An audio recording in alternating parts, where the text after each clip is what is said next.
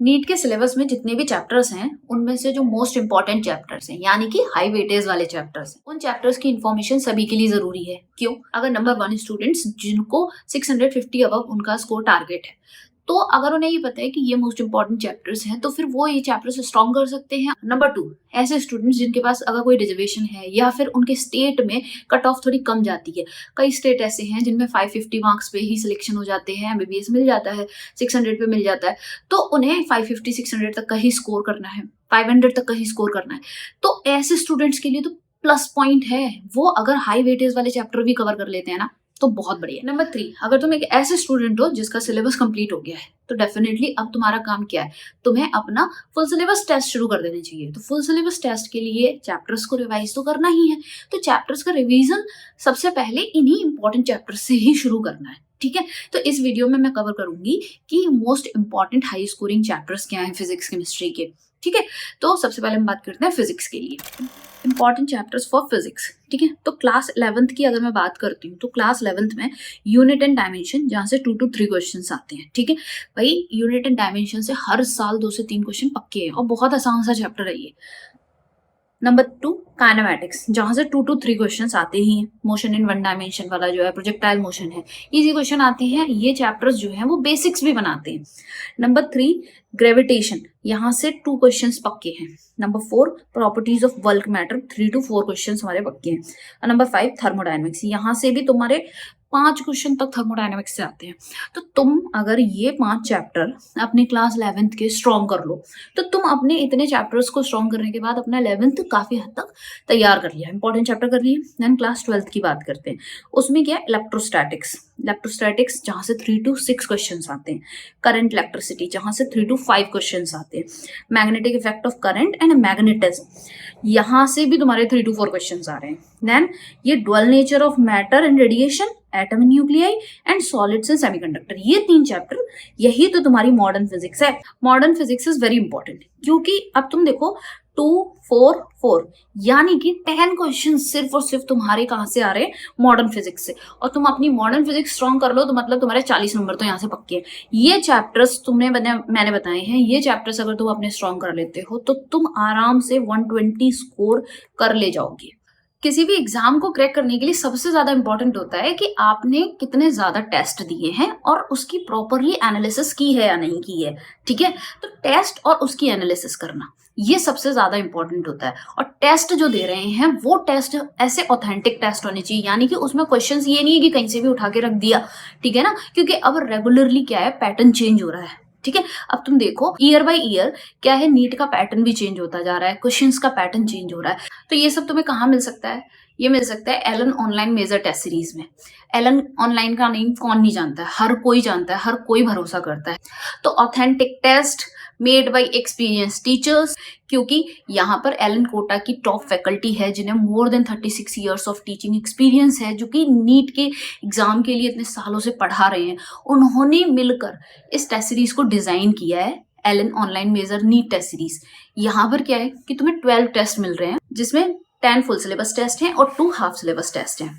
इसके साथ ही तुम्हें यहाँ पे फ्लैश कार्ड्स भी मिलते हैं, जिससे तुम कभी भी कहीं पर भी बैठकर अपना रिवीजन भी कर सकते हो। आई नो कि हमारा एग्जाम जो है वो ऑफलाइन होगा, लेकिन ऑनलाइन टेस्ट सीरीज से क्या फायदा होगा। देखो, एक बात हमेशा ध्यान रखना, जिस स्टूडेंट ने बहुत सारा पढ़ा है लेकिन टेस्ट नहीं लगाए हैं, एक स्टूडेंट ये है और दूसरा स्टूडेंट है जिसने पढ़ा है और उसके साथ ज्यादा टेस्ट लगाए हैं, तो 2 नंबर वाला जो स्टूडेंट है। अब तुम खुद सोचो किस स्टूडेंट के सिलेक्शन के चांसेस ज्यादा हैं। डेफिनेटली तुम खुद कहोगे कि जिसने ज्यादा टेस्ट लगाए हैं। क्यों? क्योंकि उसने उस चीज को एक्सपीरियंस ज्यादा किया है जो चीज फाइनल एग्जाम में होने वाली है। तो एग्जाम के लिए तुम्हें बहुत सारे टेस्ट देना जरूरी है। तो तुम ऑफलाइन टेस्ट दे रहे हो, उसके साथ तुम ऑनलाइन टेस्ट और भी दोगे तो ये तुम्हारे लिए और बेनिफिशियल है। इस टेस्ट को क्या है, तुम मल्टीपल टाइम्स अटेम्प्ट कर सकते हो, तुम्हें बहुत सारे क्वेश्चंस मिल रहे हैं, स्पेशली इतने ऑथेंटिक क्वेश्चंस मिल रहे हैं। ठीक है, और जो तुम्हारी मिस्टेक्स हैं वो एक जगह जाके सेव भी हो रहे हैं। मैंने भी अपने टाइम पे ऑनलाइन टेस्ट सीरीज ज्वाइन की थी। इवन मैं तो अपने एग्जाम डे वाले दिन तक जो भी मेरे रॉन्ग क्वेश्चंस थे वो मैं रिवाइज करती रही थी, और इसका बेनिफिट भी मुझे एग्जाम वाले दिन मिला था। एक कॉकरोच का क्वेश्चन था जो मैंने टेस्ट सीरीज में गलत किया था, लेकिन मैं उसे लास्ट टाइम पे रिवाइज कर रही थी और सेम सिमिलर सा क्वेश्चन जो था वो एग्जाम में आया भी था। तो ये जो हम क्वेश्चंस गलत करते हैं वो रिवाइज करना बहुत इंपॉर्टेंट होता है। अगर आपका वो सारे मिस्टेक्स जो है वो एक ही जगह कलेक्टेड हैं तो आप लास्ट टाइम पे उसे रिवाइज कर सकते हो।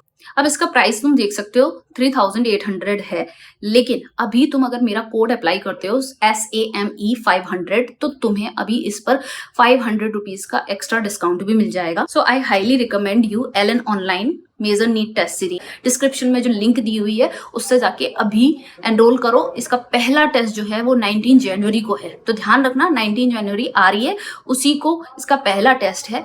और अब अपने फुल सिलेबस टेस्ट की जो स्टार्टिंग है ना वो कर दो, क्योंकि यही सही टाइम है। हम बात करेंगे इंपॉर्टेंट चैप्टर्स ऑफ केमिस्ट्री की।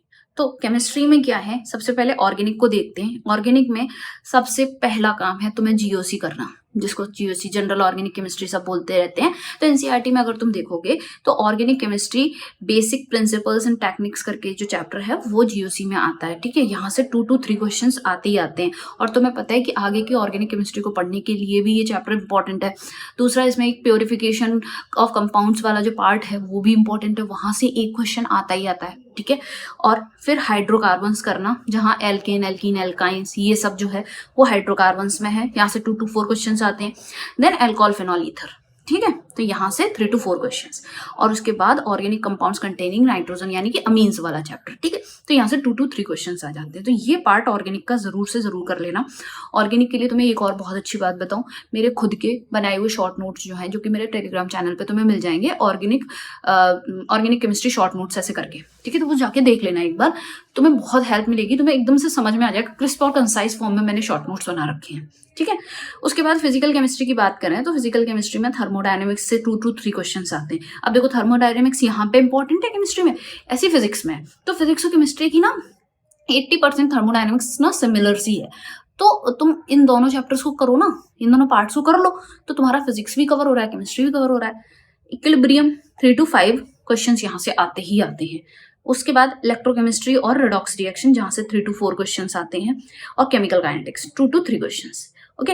देन उसके बाद आता है हमारा इनऑर्गेनिक केमिस्ट्री। इनऑर्गेनिक केमिस्ट्री में जो हमारा सबसे पहला चैप्टर है, some basic concepts of chemistry, भाई जो मोल कॉन्सेप्ट, मोलैलिटी ये सब पढ़ते हैं, तो ये तो इंपॉर्टेंट है ही। एक तो डायरेक्ट इससे भी क्वेश्चन आता है, दूसरी चीज ये जो इसके कॉन्सेप्ट्स होते हैं वो आगे के चैप्टर्स में बहुत ज्यादा लिंक्ड है, ठीक। देन एटॉमिक स्ट्रक्चर यानी कि structure of atom, chemical bonding और कोऑर्डिनेशन कंपाउंड, ये हमारे जो 3 चैप्टर्स हैं जिनसे 3 to 4 क्वेश्चन इस तरीके से आते हैं।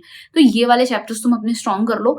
इतना अगर तुम कर लेते हो तो अराउंड तुम 125 मार्क्स अपने केमिस्ट्री में स्कोर कर लोगे।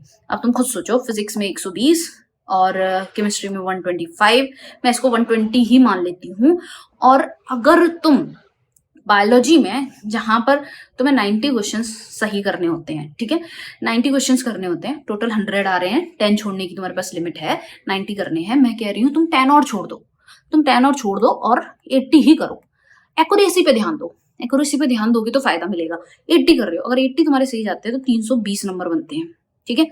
और मैं कह रही हूँ कि अगर तुम 300 भी नंबर ले आए तो तुम्हारे यहाँ से 540 नंबर तो ना सेफ जोन में आ गए। 540 मार्क्स तो तुम सेफ जोन में अपने आराम से लेके आ रहे हो। अब जो तुम्हें बढ़ाने हैं तो तुम समझ चुके हो कि तुम्हें कहाँ कहाँ और बढ़ा सकते हो। अगर कोई ऐसे चैप्टर्स हैं फिजिक्स केमिस्ट्री में जो तुम्हें आते हैं, थोड़े बहुत भी आते हैं, तो उनको तैयार करके जाओ, उनका प्रीवियस ईयर करके जाओ, ताकि उनसे क्वेश्चन आए तो वो भी तुम्हारे मार्क्स बढ़ाने में हेल्प करे, ठीक है। तो जो इंपॉर्टेंट हाई वेटेज वाले चैप्टर वाली बात थी वो मैंने इसमें कवर कर दी है।